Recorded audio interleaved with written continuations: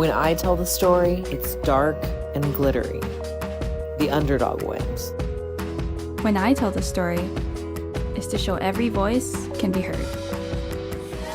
When I tell the story, people feel like they belong. When I tell the story, I disrupt all expectations.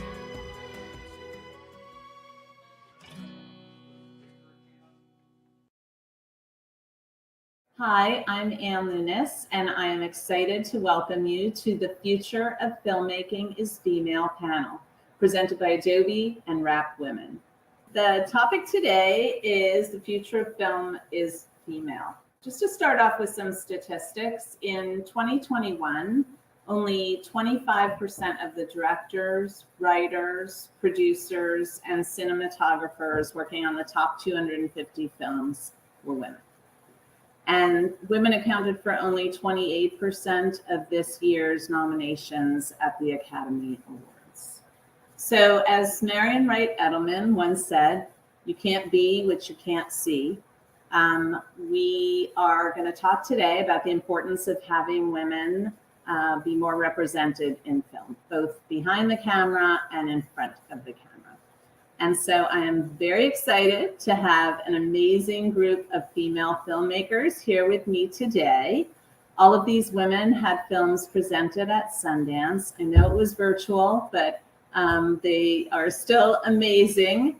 And so we're going to have a conversation, and I want to welcome Shandine, Isabel, Ravi, and Malia Munga. Thank you guys so much for coming.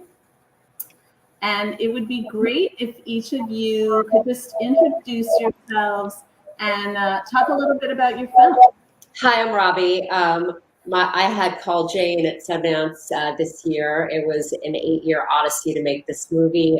It's really a coming-of-age story of a woman who finds herself in need of an abortion because she physically can't have a child, and she's denied by 7 doctors at a hospital in the late 1960s, pre-Roe v. Wade. It was just incredibly serendipitous, and more than serendipitous, just so, just poignant and it, just the way that this all culminated, that this movie was going to premiere at Sundance at this very important moment in time, was really kind of uncanny and unbelievable.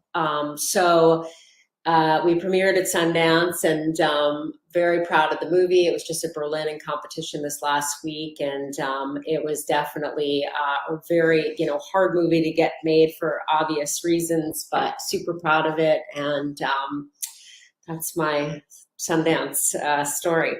Hi, everybody. Thank you for having me. So my film is about an 82-year-old street photographer who's based in New York, and he started taking pictures at the age of 17 with the 1940 press camera. And he's basically made a living from standing outside in the streets of New York since he was 17 till this day. He wakes up every morning, leaves the house with the same camera he bought when he was 17, and takes pictures of people that talk to him. And over the years, he's sort of adapted the back of the camera to fit the film as the film becomes discontinued. And the film is basically a portrait about this Black man who, for me, when I arrived in New York City, I was looking for inspiration. I was looking for somebody to look at, who could inspire me to keep doing on the top of reputation. And I went to B&H, and I saw this man standing outside of B&H with his camera, and I was just like kind of blown away. And we started having a relationship, and he took me in as a mentee. And the film is basically about capturing his spirit of resilience over the civil rights movement, the crack epidemic, Black Lives Matter, COVID, just like how loyal he's been to the craft, and the example that is for me and other young aspiring photographers, filmmakers, creatives, to know that it is possible to get to the age of 82 and be loyal to the craft and grow in the craft. So that's what my film is about. It's a short 15-minute film, and it did show at Sundance, which was really exciting. And yeah. Fabulous. See that too, everybody. Okay. Isabel, do you want to tell us about Miha? So hi, I'm Isabel, Isabel Castro. I am the director of Mija, which is a documentary that follows Doris Munoz, who's a young music manager supporting her family by her undocumented family by discovering aspiring pop stars. In the course of making the film, we meet Jax Hopt, who is an aspiring pop star based out of Dallas, Texas, and who connects with Doris not just over their love of music, but over their shared experiences of being the daughter of immigrants. And it is my first feature, and we just premiered at Sundance. And I'm very honored to be here amongst you all. Well, your film was wonderful. I so enjoyed it, and I know everybody here is going to love it too. So let's go to Shondine, and then we can just open it up for some other questions. Hi, my name is Shindeen Tome, and I am a co-director of Long Line of Ladies, which is a short documentary that is about a young girl and her family. Basically, they're from the Yurok and Keduk tribes of Northern California, and so she is about to go through her coming of age ceremony, which is called the Ihuk. And so Ati has known that she's been wanting to do this ceremony her whole entire life and has like never had any doubts about it. But basically, this ceremony was laid dormant back when the gold rush happened, as a lot of native tribes here in the United States have gone through assimilation and like kind of like suppressing of culture. And so this whole entire family and their community has brought back this ceremony in a really beautiful way, and their celebration of it and their celebration of each other. And it's centered around Ati, but I think it's really a community film, and it kind of goes to say like how much a community can uplift a young woman during a time in her life when a lot of people in a more westernized society kind of would rather look past. And so it was really awesome to be a part of the team and be directing this alongside with Rika Zatopchi. And it was really lovely to get to know the family, and they're just so awesome. So all of these films, I saw them all. They're so poignant and meaningful and personal, each one in its own way. And I can attribute it to being female-driven films, and maybe I will just for the sake of this panel. Like, what makes a female-driven film special? Do you think that they're different? Well, I mean, I think, we're all women, so it's something that you can say it in this safe place. we all relate to, and thematically, or what, there are things that move us, that touch us, that we can relate to. So, and I think that, in the case of Jane, the reason why we were talking about this before the panel started, but I was drawn to it because I have two children, and I see where we're going in the world, and I see what's going on with my children, and education, and just, social media, and just the people that just don't even connect anymore. People don't look each other in the eye. People don't write each other letters. People don't listen. We live in a sexting, texting, everything is immediate. And so for me, it was important to also show and tell a story of women being oppressed from it was really yesterday, and now here we are again, 40 years later, literally in the same exact place as women,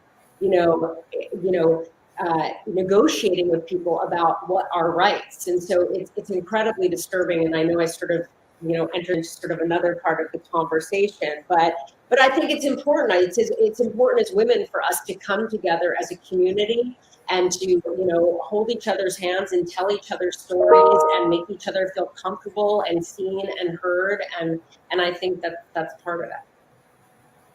Yeah. Yeah.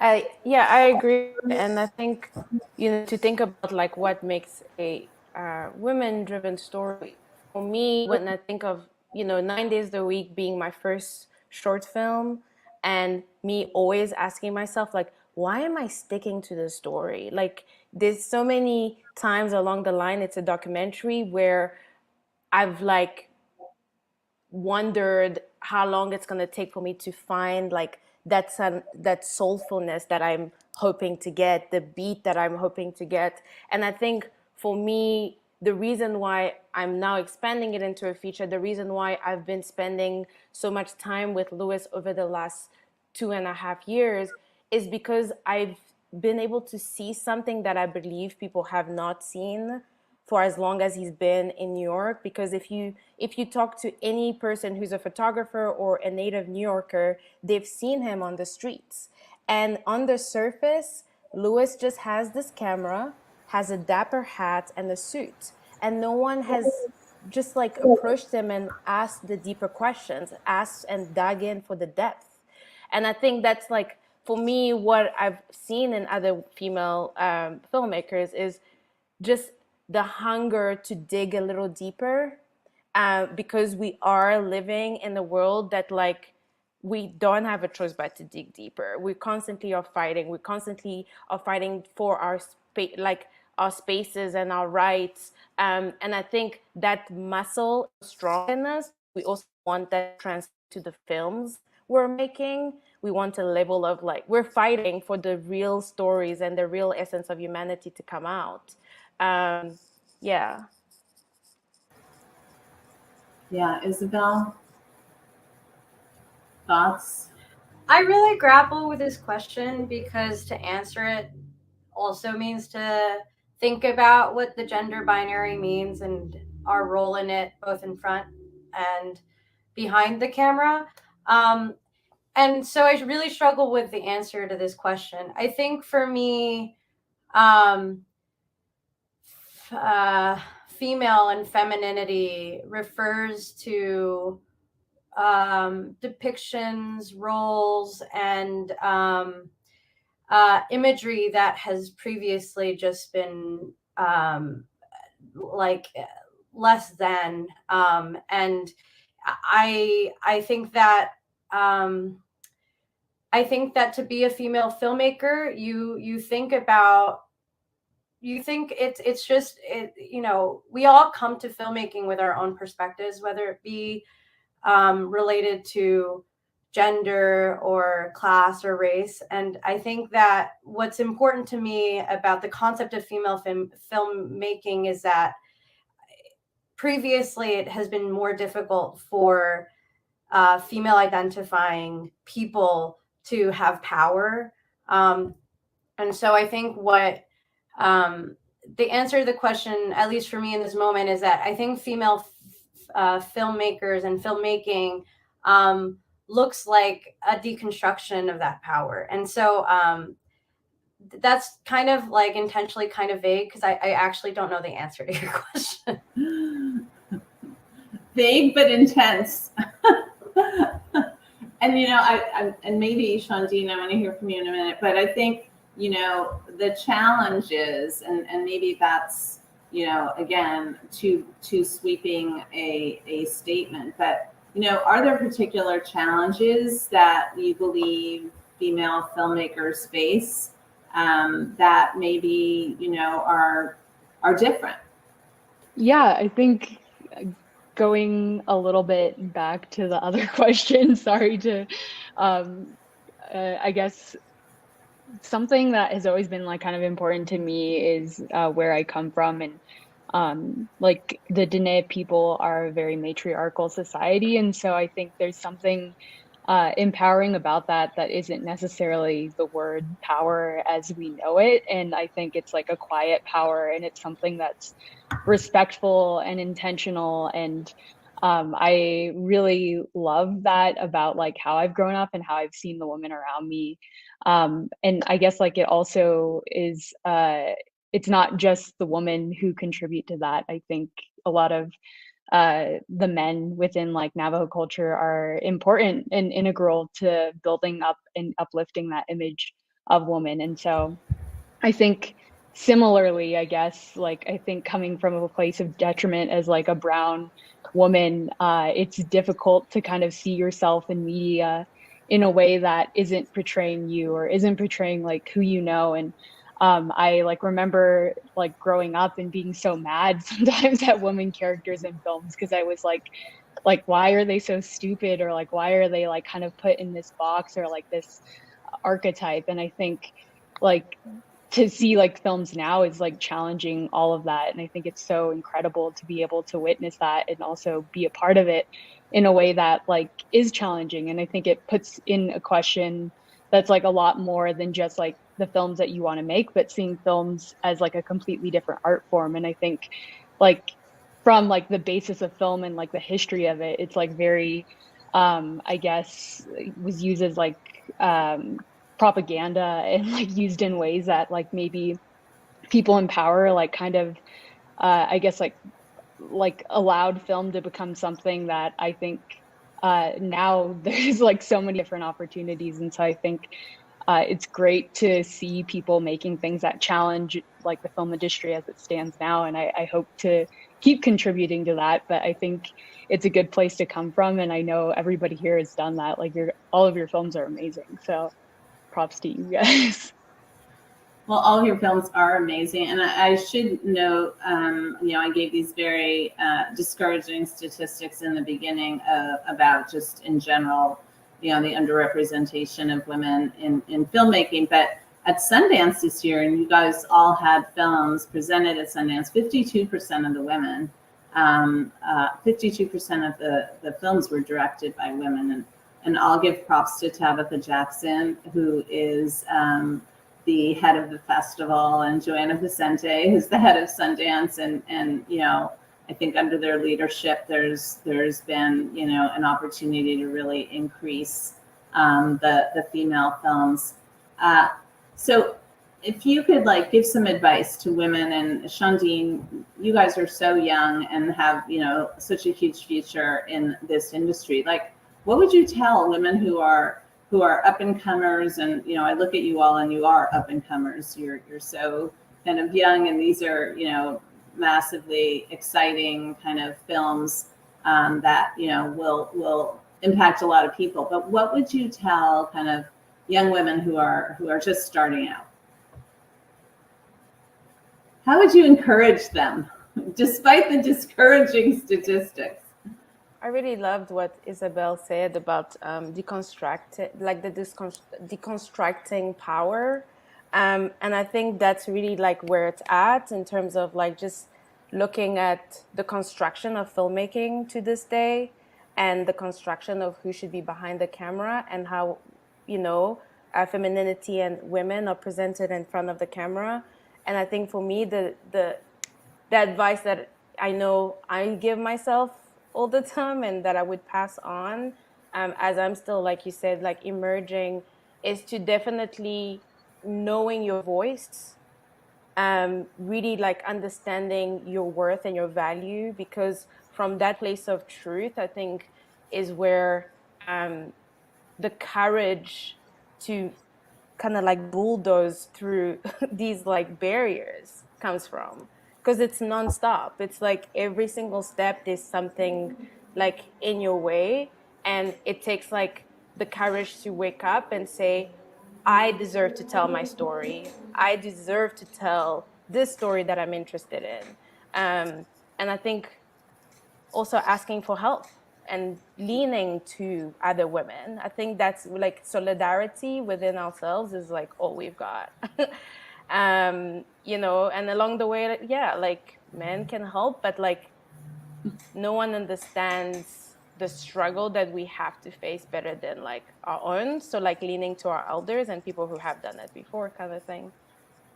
Robbie, maybe your thoughts on? Yeah, I mean, I agree with everything you just said. I mean, I think, having mentors, having people that mentor you in your life, that you're inspired by, that you like what they're creating and what they're doing, and trying to find them and meet them and have them sort of take you on a journey, is something that I always encourage, like young people, like what is it that you're trying to do? What kind of movies do you want to make? Okay, well, create a list. Find 5 people that inspire you and try to find a way to get to them. I mean, when I went to film school, I mean, I knew that I wanted to be a filmmaker since I was very young, probably like 8 or 9. I always loved, photography and just movies, and I went to film school. But I just, every door closed in my face. I mean, it was like, even, when Dallas Buyers Club, was a 20-year journey for me of constantly people saying, like, you'll never make this movie. Nobody cares. Like, nobody wants to make a movie about a cowboy that has AIDS. Nobody wants to do this. You can't do this. You'll never do this. And it was all of those things and more that kept me going, and I think, to your point, it's like, find the things that you're passionate about in your life, the things that really speak to you, the things that are sticky, the things that resonate with you. Those are the things that are going to keep you going. And when you get kicked down and knocked down, because it will happen every single day, you're going to get back up again, because you have to tell it, because it's part of your life. I mean, all of the movies, or not all of them, but most of the movies that I've chosen to make in my life, a lot of them are about real people, but they've gotten a hold of me, and I can't let go of it. And it's like, I keep on telling myself, I've got to get off this train, Robbie. Like, no more Dallas Buyers Clubs, no more burdens, no more Paul James. Like, I've done my penance to the world of retribution, of telling stories that matter, but I can't, because there's so many stories to tell. And if I'm not going to do it and like pave the way for younger women, like who's going to do that, to show them like, you can do this? I mean, luckily we're at a time where I feel like the world is like, the doors have opened up, and there is a lot of opportunity. And I think all of, everything that all of you are doing, it's so exciting and so inspiring, and it's amazing to hear what you all have to say. It's really fantastic. Isabel, I saw you nodding. Yeah, I mean, there's a lot to nod to. I think it's all really great advice. I think I agree with everything that was just said, and to add to it, I think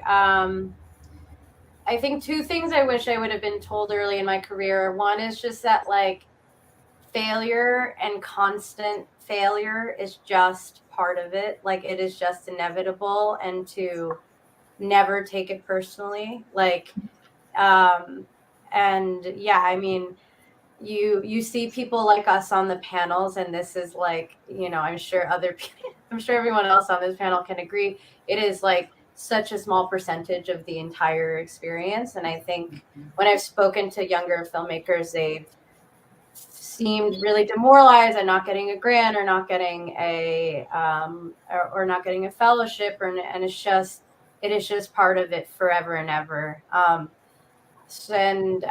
think the second piece of advice is just, and I think that this is especially for filmmakers who haven't had representation, or haven't had the same forms of representation.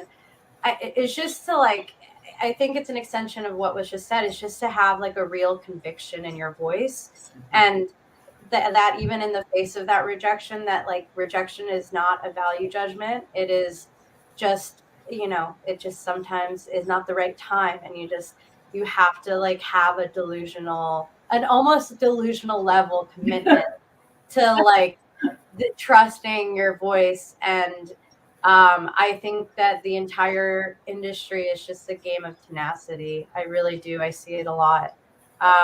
So that's kind of how the biggest piece of advice I can give, especially now, because it's exhausting. It's really tiring. You have the film at Sundance.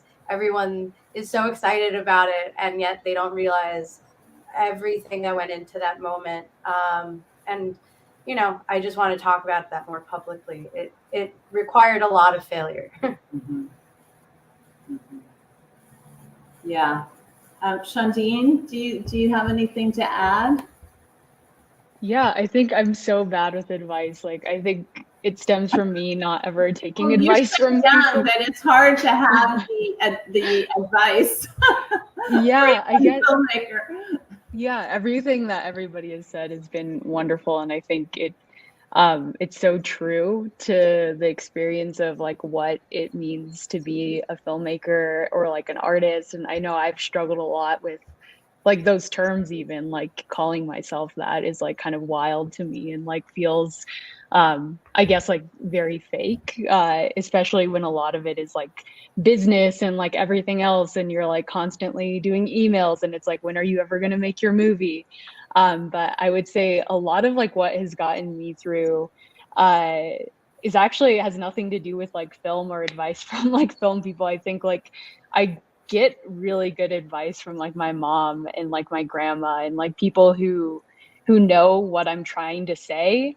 And like, because sometimes it might be so different than what the film industry like might want, like I think it just is nice to hear, and it's good. Like maybe it's not always the best advice, like maybe it's like really bad advice, honestly, but like it just rings true to me, and it feels like, I guess like working from that place feels more honest. And I think there's a lot of I guess games to be played in the film industry, and a lot of like trickery, and that's like from my own perspective. But I think to like ground yourself in like who you know and who you love is really helpful at times, because otherwise you can like drive yourself mad, I think. And so everything else everybody has said is great, and I feel like my advice isn't as solid. So yeah.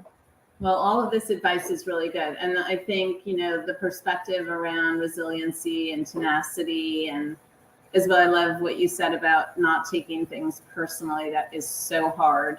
And, if you can do that, wow, that is, that's sheer power. And, that'll, I think, really, mitigate any of the kind of negativity that you're bound to kind of face at some point. So you guys all had films at Sundance. So just tell me a little bit about like, what was that like when you heard? And I know it was really disappointing not to be able to be there live, but like when you heard your film was accepted, like what did you do? What did you say? I cried a lot. I was actually I was like on this couch here, and a Sundance programmer said, "Hey, can you jump on a Zoom?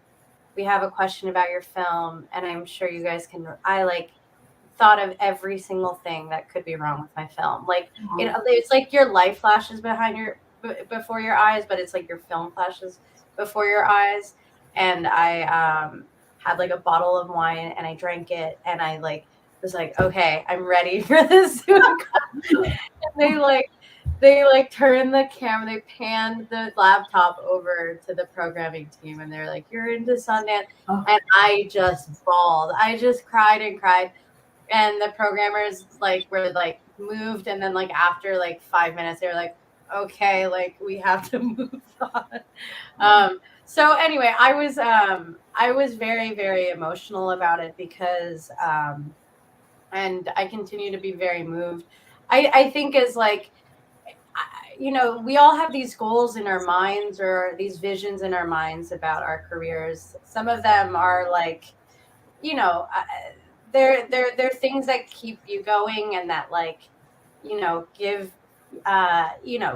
there's aspirational milestones. And for me, and I'm sure for a lot of people, Sundance has always been one of them. And so to reach that milestone, I mean, it felt really surreal, and it felt really overwhelming, and it felt and continues to feel somewhat confusing as well. I think that premiering at Sundance is such a joy. It's such a great honor, and it catapults you into something that is really confusing to decipher and understand. And so yeah, it's just a little bit you get sucked into a void. Someone described it like getting shot out of a cannonball, and that's a little bit how I feel right.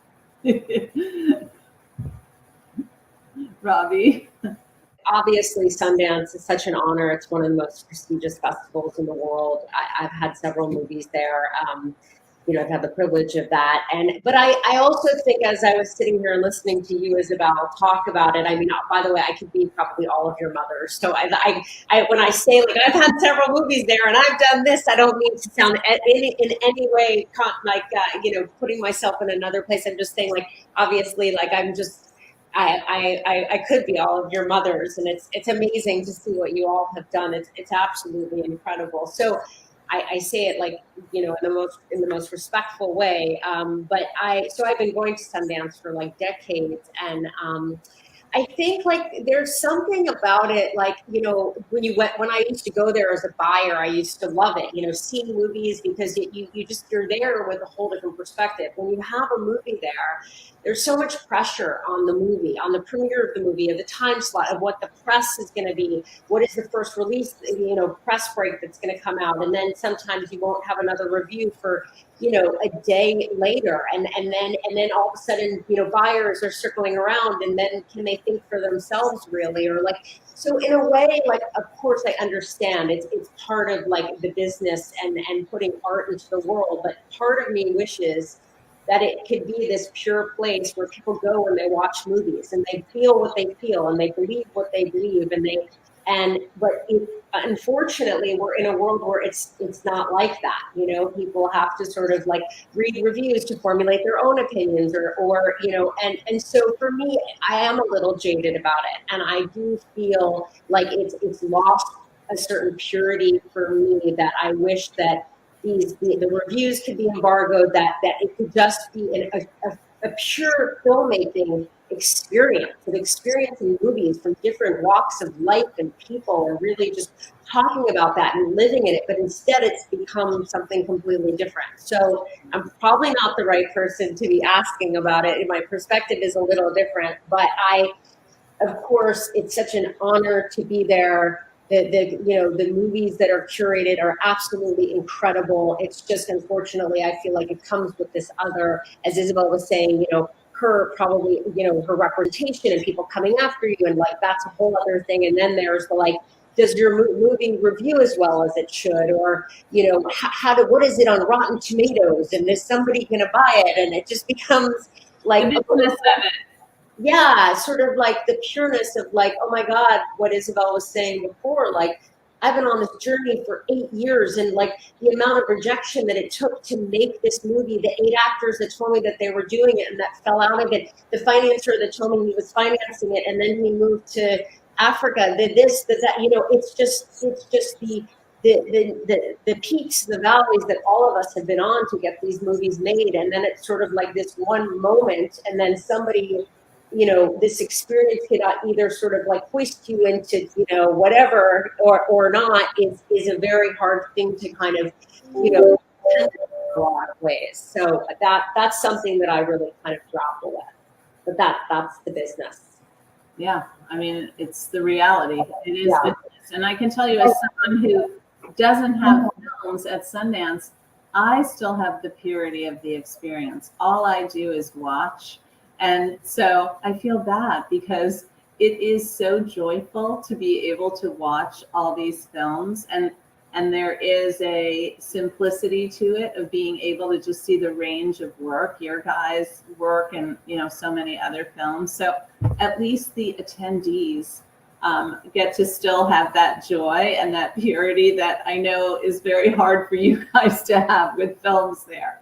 I think what Robbie and Isabel have both said, for me, and I'm going to just give context to how I got into Sundance, but I think what you both have said is exactly why we need to sort of, like, have spaces where people with the experience that Robbie have, and, like, me as an emerging filmmaker, and Isabel, your experience, where we can really talk about these things to manage expectation. Like Isabel was saying, like, my thing I'm 26 and it's my first short film. I've only been in, like, doing films for 3 years now. And my thing has been to fail fast. Like, I'm just having fun. I still like making art with my hands. I'm shooting with a camera by myself. I'm going out, I'm meeting people, but with that spirit, I didn't know what Sundance was for a really long time. and like, so when I applied for the fellowship, I applied for a fellowship called Ignite, and it's by Adobe and Sundance, and it's for emerging filmmakers. So when I applied for that, it's more like I remember the sensation of knowing that I got into the fellowship, because it was just that feeling of, I'm gonna get a mentor. Like, I have an assigned mentor, Jackie Olive, who's a Black women producer and filmmaker with like amazing experience. I get on the phone with her once a week. She's like a phone call away. And that's my experience of like knowing that I got the fellowship, and then finding out about what Sundance is and what it stands for in the filmmaking industry, and then knowing that my film was going to show there was just like, like I didn't even know where to begin, and again, with everything you're saying, it's like it grounds me to know this. And this is again like representation, to ground myself in like, stay true to the art, stay true to making the films, the business side, ask about it. Because coming in, because of the lack of representation, like when I think of women who've been doing filmmaking since they were 80, documentary filmmakers, like it's Agnes Varda. Agnes was like, she was a white woman, right? So who am I looking to right now? So there's Julia Dash, there's Ava DuVernay, who's kind of like trying to really show us what we can do, but it's far, right? It feels very far-fetched. Like, how am I gonna get like advice from her? There's so few of these representations. But so hearing that side of it is really good for me, and I'm just also like thanking you guys, because I think it is important to just like make sure that expectations are managed. Like, there was excitement, but I can definitely see how it's important to definitely like keep in touch with reality and like mentorships and women who've done it for a long time, to just stay focused on work, like Shandine was saying about like writing emails, and then you start wondering like, when am I going to make the film? Like, I just want to be outside and filming. But anyways. Shandine? Yeah, I guess like I had a narrative short at Sundance before, and I was so honored then. And I think it was at that time it was something that was so close to me, and it was like my own story, and I wrote and directed it. And so when I got that call, I remember it just like wrecked me for like a really long time, and I just like was so like freaked out and like, how did this happen to me? And then like with this film, it's a documentary, so I think like the excitement that I had was all like, I wanted to tell the family. And so I heard, and then I just like was calling calling the co-director, calling like everybody else, and like trying to get a hold of the family. And they were busy, and I was like, no, this is awful. And they were, it was the next day that they finally were able to talk. And I remember like saying like, can you put Ati on the phone? And we told her, and she was just super stoked. And like their family also doesn't really know what film festivals are. So like, I think I was like anticipating like a lot, but it was just so much fun. And I think like, I was so bummed out that Sundance got canceled, because I was like stoked that the family was going to be able to experience something like that. But they still had a really good time. And I think like to be able to like watch the film still is like something that I'm really happy about. Like, I'm dreading ever making a feature that is like even remotely successful, because of exactly what Robbie and Isabel are saying, is just like the stress of it is so much. And so like, I think there's something really special about shorts and being able to fill things through like this really personal experience, and like have a good time with it, and still like see art. And I'm sure yeah, I don't know, it's just such an honor. And I think like Sundance has done a lot for me, so it's always great to be able to see other work and everything. So yeah, I'm just like so happy that I was able to be a part of it with other great and talented filmmakers like yourself. Well, okay, you guys are amazing. This was super inspiring, and to hear, your perspectives on being women, but also the very personal kind of filmmaking that each of you kind of have exemplified in movies that are really, honestly, so touching, poignant, emotional. And I thank you for the time. Congratulations to all of you. for breaking glass and for making really meaningful films. So thank you, and we look forward to seeing your next project.